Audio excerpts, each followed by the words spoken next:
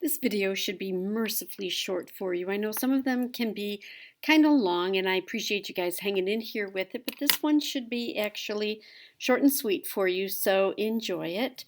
And the reason I'm making it short is partly because we're having shortened days because of ISASP, but also because I don't want to move on to the next thing until you've had a chance to practice this one kind of major concept. All right, we've talked about electrical potential. We're under the chapter of electric energy, and we focused on electrical potential, or the potential that exists between two charges when they're a given distance away, and how that potential changes when you move it to a different distance. And up to this point, we've only talked about two charges. It is possible, however, to have a field of multiple charges, just like it was possible with that when we were dealing with electric force. So we have to ask ourselves, because we're going to be combining several electrical potentials, is energy scalar or vector? Do you remember about energy? Is energy scalar or is energy vector? Think about it for a moment. See what you come up with. And the answer to that is that energy is, yeehaw, scalar. And because of that, individual PEQs, can they just be added or not? Yes, they can just be added.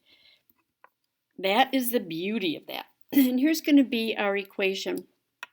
So to find the sum of all my PEQs, or my delta PEQs, then it's just standard sigma equation where I have n number of things that I can add. And the first one will always start with the initial. The initial one will always start with number 1. So that's why I have Q1 and R sub 1 here. So it's just I use my PEQ equation. And of course, I'm going to be multiplying it by the product of 1 over R minus 1 over R naught. And so it's going to look like this. Delta PEQ is equal to KQ1 Q prime over capital K, 1 over R sub 1 and 1 over R sub 1 naught. So it's all my R's that are associated between Q prime and Q sub 1. Where it starts, where it ends. I'm going to add to that the delta PEQ from the relationship between Q prime, that's going to be my charge of interest, the charge I'm focusing on, and how the potential changes for that particular charge. And it's going to now focus on Q prime and Q2. So now my R is going to be the distance between Q prime and Q2 at the end, minus the distance between these two at the beginning. And the dot, dot, dot means I could go on for as many charges as they want to throw into a problem. So let me show you what this looks like. I've got it all set up already. I think I'm going to pull this back just a little bit so you can see all of it. And let's focus on that a little bit better. And here's the problem. Calculate the change in electric potential when a 10 times 10 to the negative 6 charge, that's this one, is brought from infinity. Infinity is going to be my A position, to B, which is here. And so I'm focusing on this charge, and so I'm going to call it Q prime. Q1 is 6 times 10 to the negative 6. Q2 is 5 times 10 to the negative 6. Q3 is 4 times 10 to the negative 6. So I'm going to focus on the relationship between Q prime and Q1. The initial distance is infinitely far away. My final distance is 1.4. The initial distance is infinitely far away. My final distance is 1, and these are all meters. My initial distance is infinitely far away. My final distance is 1.4. So this is what it's going to look like. I'm going to focus on Q1 first. So my charge is 10 times 10 to the negative 6 times 6 times 10 to the negative 6. So it's Q1 and Q prime, just like I had up here, Q1 and Q prime. And you can assume that this is just going to be over 1 because it doesn't say anything about a medium, so you can assume that for each of these it's going to be over 1. Now I have to ask myself, and this is where it gets confusing, and you really have to focus on what you're doing here. So initially, my Q prime is here, infinitely far away.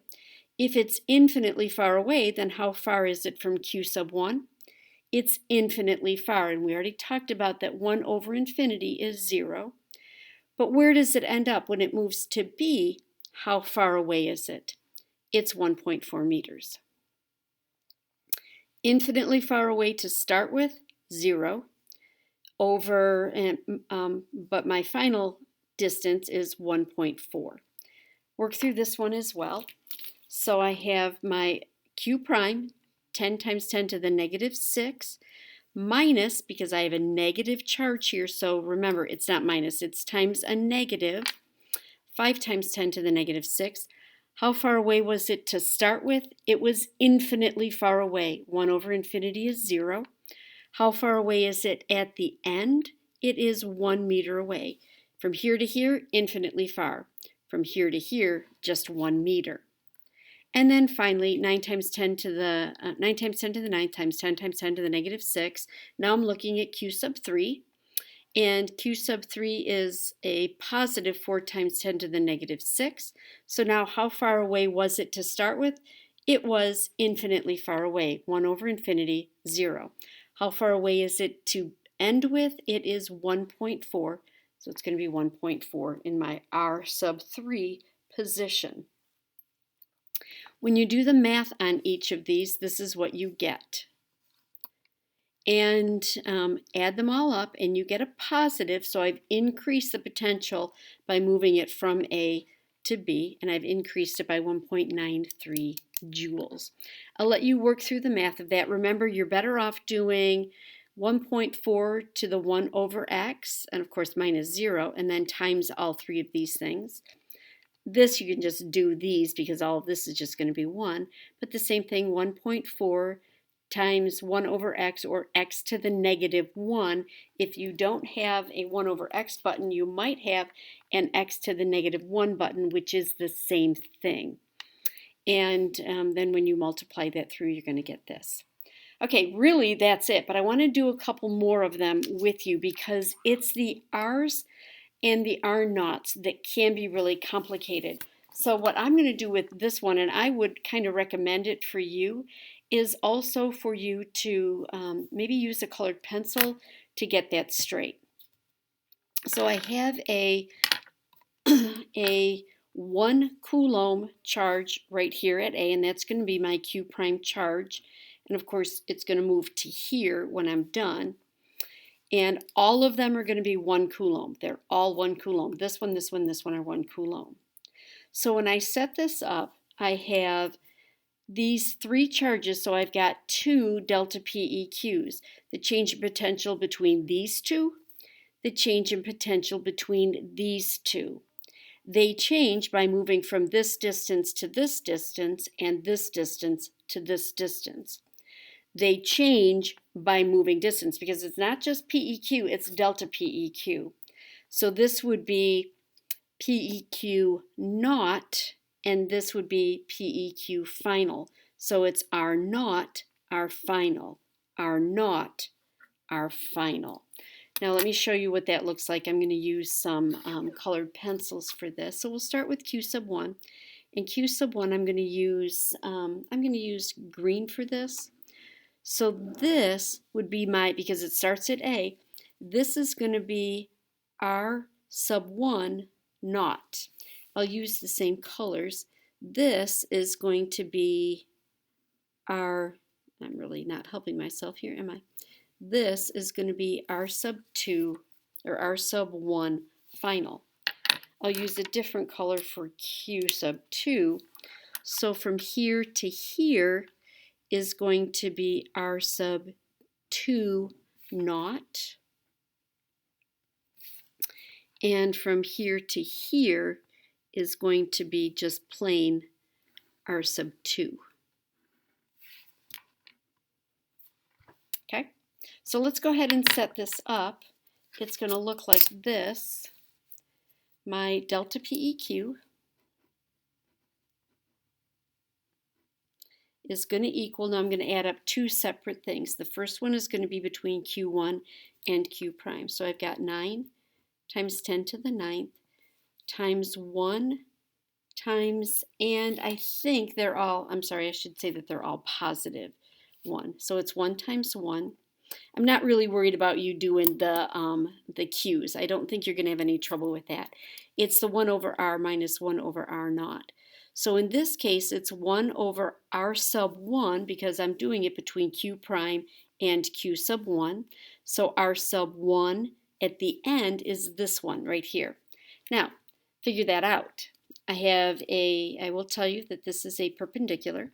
I have a right triangle. This is 0.2 and my leg here is 0.2. So what does that make r sub 1? You'll remember from your geometry days that if I have a isosceles right triangle, then the relationship is side, side, and then side radical 2. So it's going to be 0.2 radical 2. And I'm just going to leave it that way. I'm going to be doing all the math for you. In fact, we don't even need to worry about the math. We just need to worry about the setup because I'm kind of guessing the math is not all that challenging for you. So it's 0.2 square root of 2 because that's my r sub 1 minus 1 over r sub 1 naught, which is all the way from here to here. So it's 0.2 plus 0.2 plus 0.3. So it's going to be all over 0.7. Can you actually see that 1 over 0.2? Let's try that again. 1 over 0.2 square root of 2. There, hopefully you can see that a little bit better. And then my next one is going to be plus because it's sigma delta PEQ. So again, it's 9 times 10 to the 9th times 1 times 1. Now I'm dealing with Q2 and Q prime. Q2 and Q prime. So now I need to set up my R's and my R naughts. So 1 over R is going to be, again, R2. Let me make it that way. So it's 1 over R2 is going to be this distance right here. Well, it's the exact same setup. So if this is 0.2 square root of 2, this is 0.2 square root of 2. So I have 0.2 times the square root of 2 minus 1 all over r sub 2 naught. R sub 2 naught is the simple 0.3. So you do all the math with that, and if you want to play with it and see that you're getting this correctly, it's going to be 3.72 times 10 to the 9th joules. All right, now in this next one, I have a sodium ion moves from A to B, and A is right here. This is point A, and this is point B. And calculate the change in electrical potential of the sodium ion. So the sodium ion is going to be my ion of interest due to its change in position relative to the dipole charge of the heart. So it's going to be against this one and against this one. So my I'm going to make this my Q sub 1, and I'm going to make this my Q sub 2. This one is negative and this one is positive. Of course, this is a positive sodium ion, and you know the charge for that is 1.6 times 10 to the negative 19. And they told you that the positive charge is a positive 4 times 10 to the negative 6. The negative charge is a negative 4 times 10 to the negative 6. More than anything, I'm interested in my R's and my R naughts. So it starts, so Q1 or Q prime is going to start when I'm dealing just with Q1. It's going to be this distance away. So this would be R sub 1 naught. And then it ends up this distance away. So this is going to be R sub 1.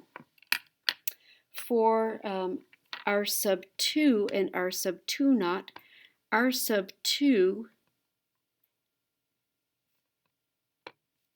naught is going to start here. And I'm going to put this one up here, and I'm going to do it in the green. I did that backwards up here. I should keep it consistent. I'm sorry. R sub 2 naught is all the way to the end. R sub 2 final is when it's at B, so this is going to be R sub 2 final. So this is R sub 2 naught.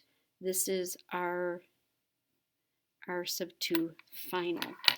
I made that everything kind of scrunched. Maybe that makes it a little bit too hard, but at least I'm trying to diagram for you. From A to the chart, or to the charge I'm looking at, from B to the charge I'm looking at, from A to the other charge I'm looking at, to B to the other charge I'm looking at.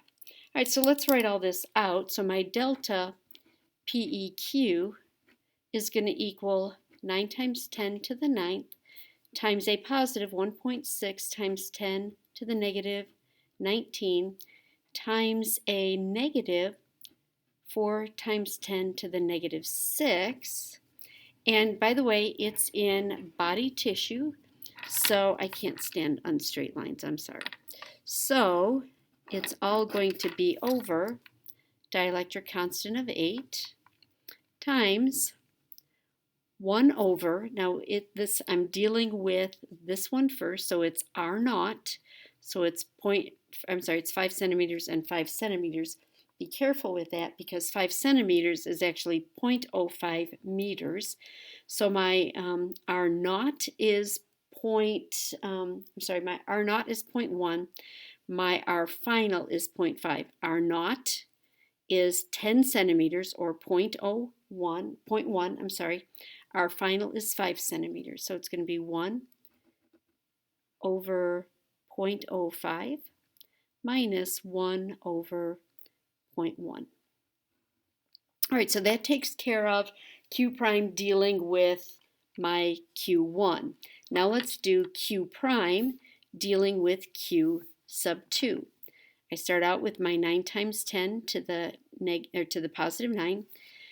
Q prime is, well, I guess I'm doing Q2 first. Q2 is going to be a positive 1, no, I'm sorry, I said that wrong.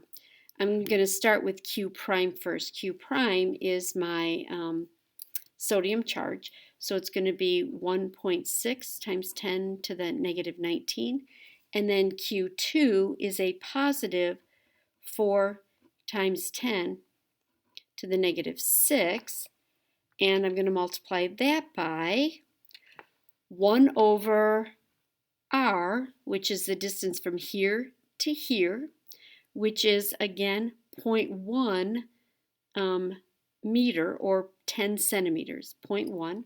So it ends 0.1 meter away, but it started out all of this distance, 5 centimeters plus 5 centimeters plus 5 centimeters plus 5 centimeters, or 15 centimeters, or, which you have to do, 0.15 meters. Okay, so all of this is about where do I start with my Q prime? How far is it from the first charge? That's R naught. How far is it from from point B to the first charge? How far is it from point A to the second charge? That's my second delta PEQ. How far is it from point B to my second charge? R sub 2 naught, R sub 2 final. R sub 1 naught, R sub 1 final. All right, your final answer for this is a negative 4.8 times 10 to the negative 15. Okay, that is it. Your homework is actually going to be 6 through